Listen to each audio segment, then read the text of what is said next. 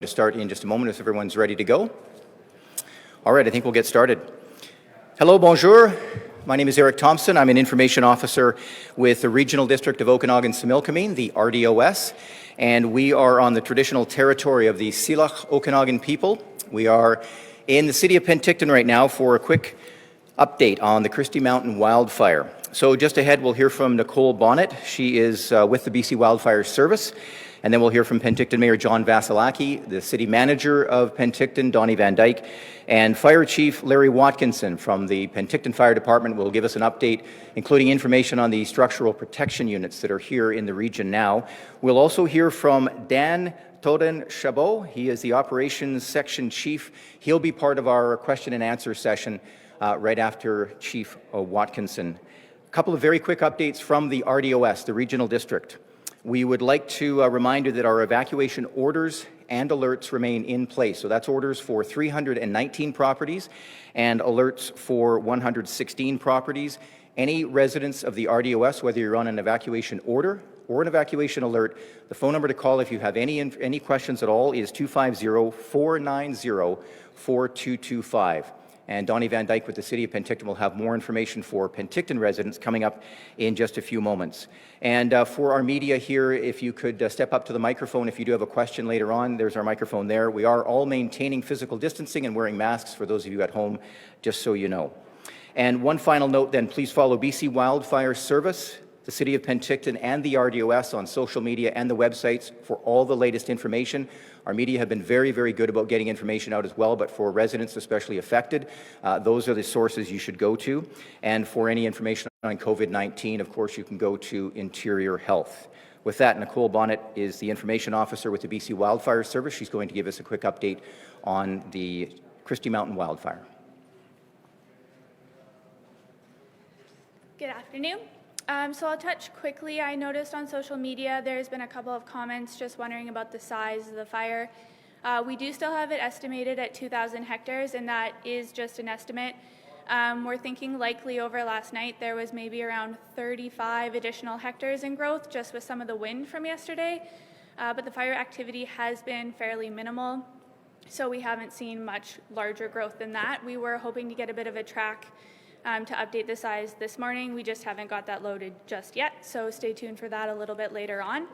And the bigger update, I think, is that yesterday afternoon at noon, an area order restriction took place for the vicinity of the Christie Mountain wildfire, and that is for public safety as well as for fire operations.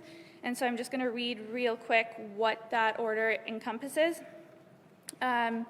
So unless you have prior written authorization by an official that is designated under the Wildfire Act, you are not able to enter into the area unless you are traveling to or from your principal residence that is not under the evacuation order. So this does not supersede the evacuation order that is in place.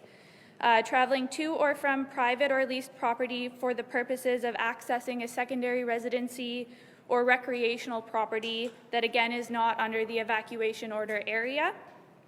Traveling as a person acting in an official capacity, traveling for the purposes of supporting wildfire suppression activities, or engaging and or participating in agricultural activities that pertain to livestock or vineyard management on private or leased property. Thank you. Thank you, Nicole. Now the Mayor of the City of Penticton, John Vasilaki.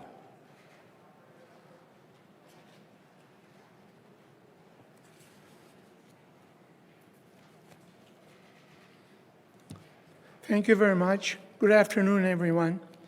Yesterday, I highlighted a few different ways our citizens can support the emergency response. And today, I want to take a few moments to commend them for their efforts. I have spoken with many residents who are in the areas affected by an evacuation alert. They have told me about the steps they are taking to prepare for an evacuation, such as pre-registration with the emergency support services, packing their 72-hour emergency kit, and making plans for their pets, and that's very important. My wife and I have also packed our emergency kit, and we are also ready to go at a moment's notice if ordered. I am pleased to report that I have personally witnessed a reduction in the number of people watching a fire from the side of the road or driving their boats in the way of the air tankers and helicopters. It makes their job easier when people take the risk seriously. Please continue to follow these directions and stay clear. I've also been delighted to hear the expressions of gratitude and offers of support for the firefighters from our residents and businesses. The Penticton Lakeside Resort and Conference Center is one example, has provided this room to hold our news conferences. Individual citizens are also making various generous offers. We are very appreciative of the people that are wanting to make donations, but because of COVID, it significantly limits our ability to accept them.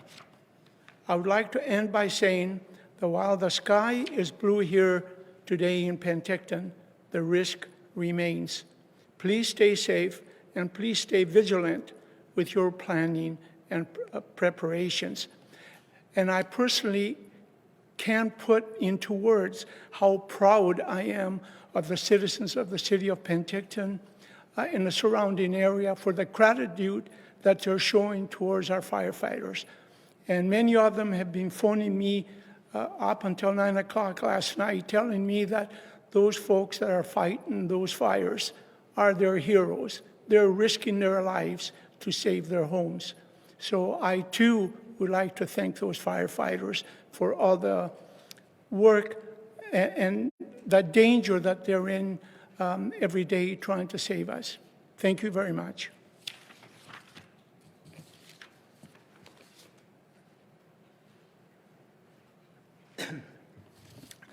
Good afternoon. Just a couple of quick housekeeping items, and then I just want to speak about the success of the interagency agreement that allows for provincial mutual aid for fire protection. Donnie Van Dyke, the Director of the Emergency Operations Center for the City of Penticton, and also am the Chief Administrative Officer for the City of Penticton when not in this sort of situation. Let me first confirm that 3,669 homes remain on evacuation alert within the City of Penticton as a result of the Christie Mountain wildfire. Let me second remind folks who may be watching at home that the city has a call center. The phone number for that call center is 250-490-2345. Again, that's 250-490-2345. That call center is open 10 to 4 both today and tomorrow, and we'll have expanded hours on Monday. I should also note that there were 14 calls received after hours last night. Those 14 calls will be returned or have been returned this morning. Folks can follow along at the city's webpage, penticton.ca/wildfire updates. I spoke yesterday, and the mayor mentioned it, about pre-registering using the evacuee registration and assistance tool. So the website for that, again, is ess.gov.bc.ca. Some numbers that have in fact taken advantage can confirm that as of 11 a.m. today, 4,130 individuals have registered from within the City of Penticton using that tool. So I think that's great work. I should also note today that that feeds into our Emergency Social Services Network, ESS, that today at our ESS Reception Center, there are 30 volunteers on site, as well as three individuals from Interior Health that are helping to support our COVID-19 related efforts. I think that's it for housekeeping. I just want to speak very briefly, in case I don't have the opportunity to again, just about the success of provincial mutual aid around fire protection. Of course, that's an agreement between fire departments across the province, the Office of the Fire Commissioner, and the Fire Chiefs Association of British Columbia. What that agreement allows is for fire crews from across the province to be called upon to to assist neighboring fire departments from right around the province. And what that allowed us here in the city of Penticton to do was bring in 61 staffed pieces of equipment to assist with structure protection efforts for this crisis. But it also allows us to then release that equipment, knowing that when we need it again, if we were to need it again, we can call upon it. So those 61 staff pieces of equipment represented 143 firefighters from around the province that were able to assist our fire chief, Larry Watkinson, and his team around structure protection. And as I said, this also allows for the release of that equipment and firefighters in a situation like we have today, where the risk level to structure protection and the work that's been done is allowing the release of 56 of those pieces of equipment. So that will allow those firefighters to return home, their apparatus to return home, and them to protect their communities. And I think this is probably a good time to ask our fire chief, Larry Watkinson, to give a bit of an update on structure protection and answer any of your questions on that fact. Thank you.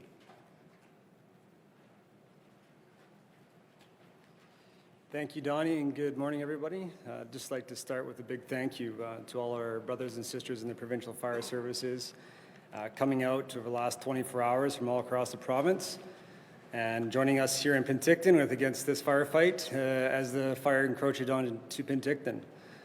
We were very fortunate yesterday with the wind event. Although it was quite vigorous above Penticton and on the hillsides, it was very soft on the fire. We didn't see a lot of expansion, so the efforts that we put in was well worth its while.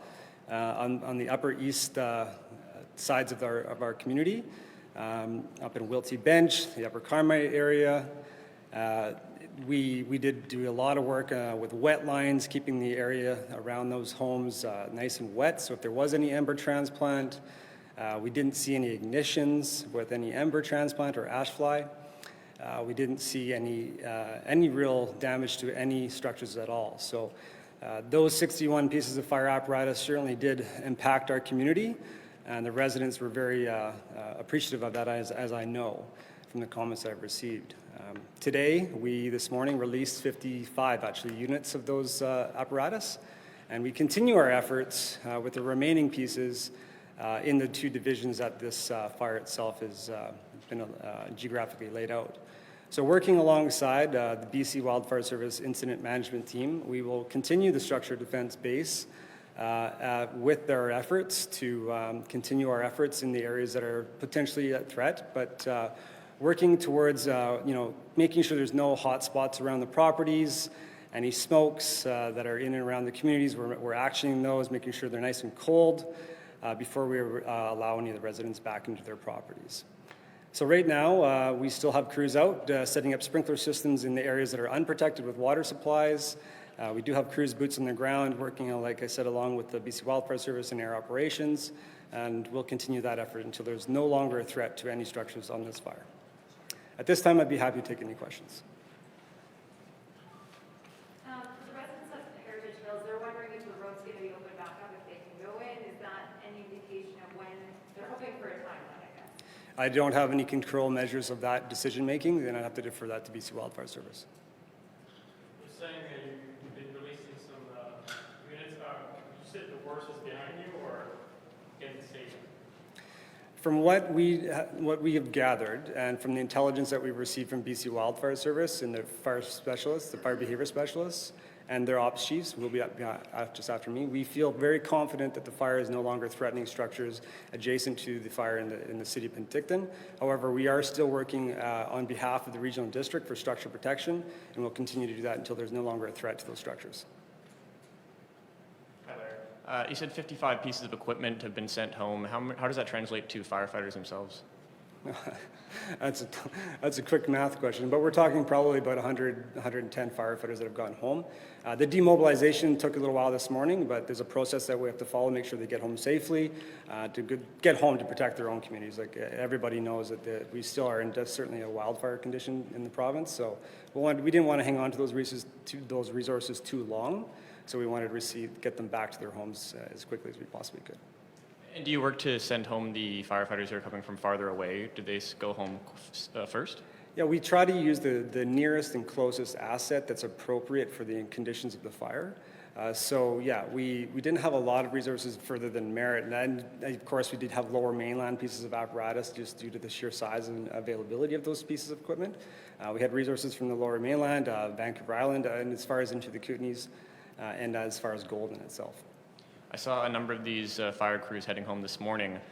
Was that decision to send them home made this morning, and they spent the night here last night?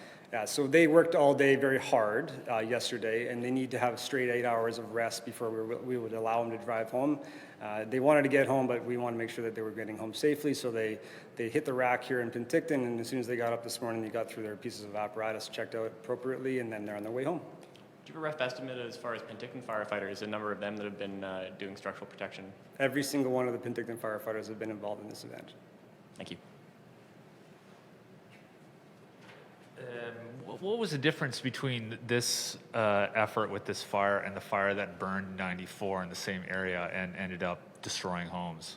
Yeah, so this is, like you mentioned, in 1994, the Garnet Mountain Fire, we had new growth, so it was untouched fire. This is second generation since 1994. So that fire in 94 burned off that hillside in a lot of the areas. So this is second generation.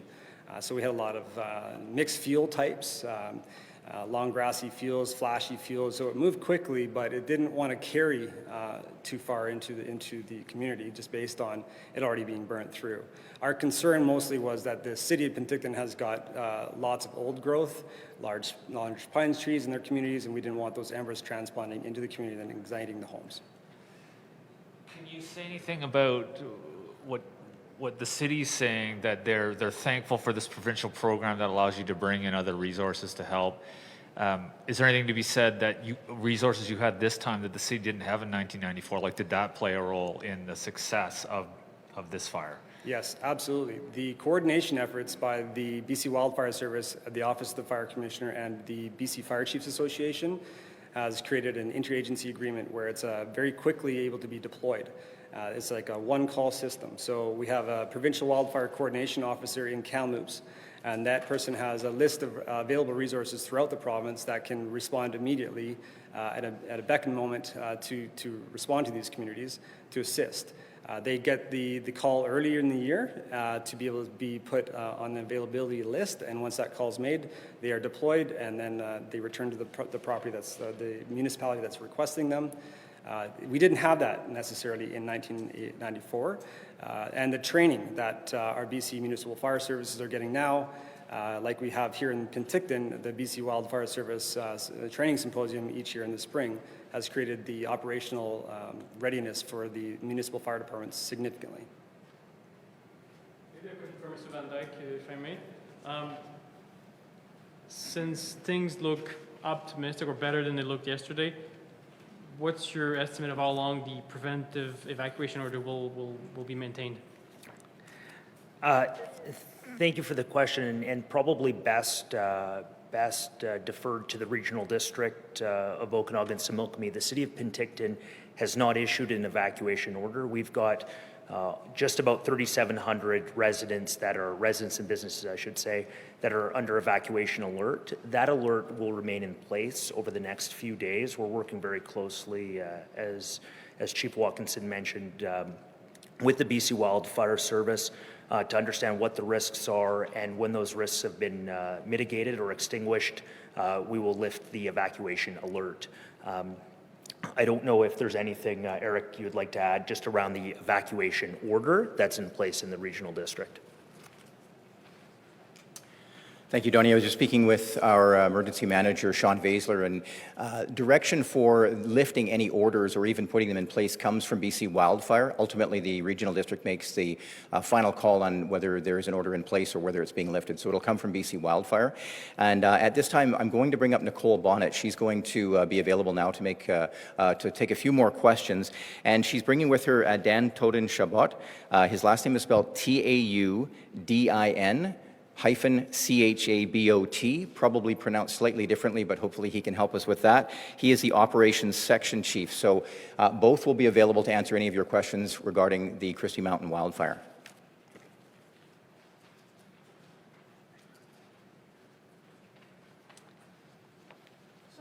So can you answer that question? I mean, some of the residents who are on the order and the alert are all just curious when it may be lifted. We had some people say to us today they were surprised it hadn't been lifted yet. Do you want me to? If you would like to, yeah. Yeah, I can say that we are. Sorry. We are looking at that daily when we can downgrade the evacuation order to an alert. We're looking at it throughout the day. We're running growth projection models with our fire behavior analysts, and we're looking at the work that's been done on the ground. We haven't lifted the order because we haven't felt 100% comfortable yet, and when we do, we will. We don't want to be premature on this. It's really important that we nail it. So I know it's tough on the citizens, and we feel that, and we feel that pressure, but we also don't want to make an incorrect decision. So. I think anyone down on the lake yesterday afternoon kind of expected the worst with the wind whipping up through there. Can you just provide some details about why that growth never happened on the fire? Yep, definitely like to speak to that. So yeah, we did receive significantly strong winds. It's actually one of our 18 watchouts for us as firefighters when we have light flashy fuel types and we have incoming cold front. It's one of the things that we really, really need to be concerned about because that's when we often see that significant fire behavior.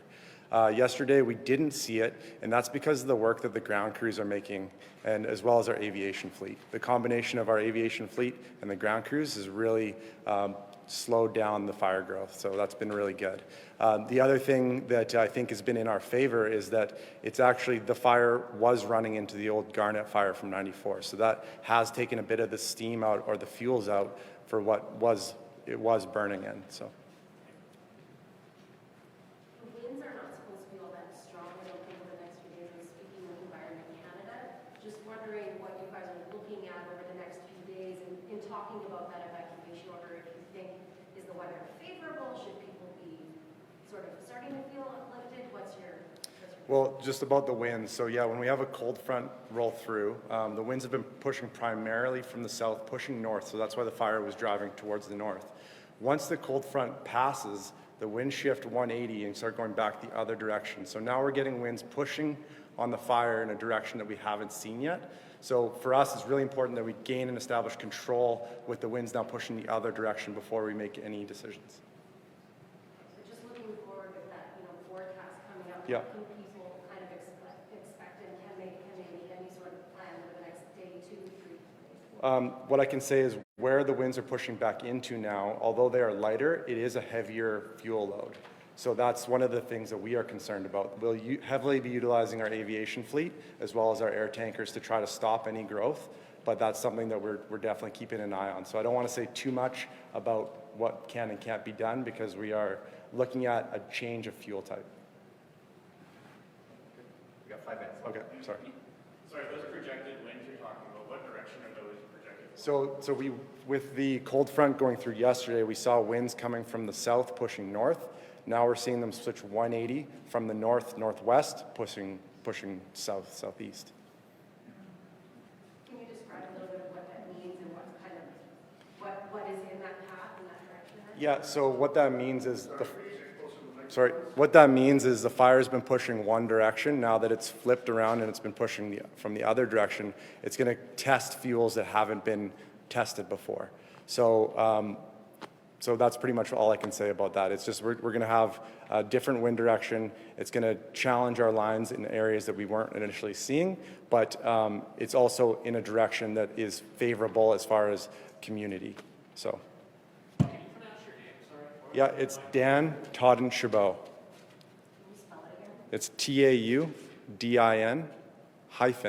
CHABOT. Taudin Chabot. Okay, I'll step in. If I could just real quick before Eric takes over, we've been getting a few requests for going out to site and for media footage.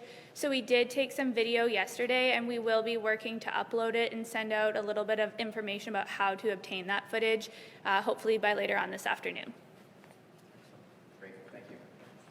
Thank you both. So we'll just wrap things up. A couple of quick notes. I was again speaking with our Emergency Operations Center Director for the RDOS, and preventative measures are being taken to ensure the safety of anyone returning to that area under an evacuation order. And again, that's 319 homes. And one of the elements of that is to make sure it's safe to re-enter. So that involves a geotech and some other serious considerations to make sure it's safe to re-enter. And that work is being done right now. We have this opportunity to remind people to have a household preparedness plan in place, and that includes a grab-and-go kit in your vehicle. It also includes preparing papers, important papers, medications, cell phone chargers, important contacts, that type of thing. Also, for anyone living in the regional district, you can sign up for Civic Ready. That's our mass notification system. Penticton has a similar system. You can find out more on their website at penticton.ca. That way, if there is an emergency event, you'll be notified by text, by landline, or by email. Very quickly, I'd like to thank a few people. We should thank the media for being here. We really appreciate you helping get the message out. BC Wildfire Service, the Office of the Fire Commissioner, BC Fire Chiefs Association, all of the local and visiting fire departments and firefighters for doing what they've been doing, all the emergency personnel, and that includes RCMP and Search and Rescue, ESS, Emergency Support Services. Those volunteers are phenomenal. The work that they do to make sure people are comfortable, and they not only talk to them, but they make sure they get what they need, and that's really important. The City of Penticton, the RDOS, all the staff and management, neighboring municipalities, and all those who've reached out to try and help in any way they can, and we appreciate that, and everyone else helping in the community, plus Interior Health. So with that, we'll wrap things up. We do thank you very much for attending today, and we will provide any new updates on the websites, as I mentioned earlier, and through social media. Thank you.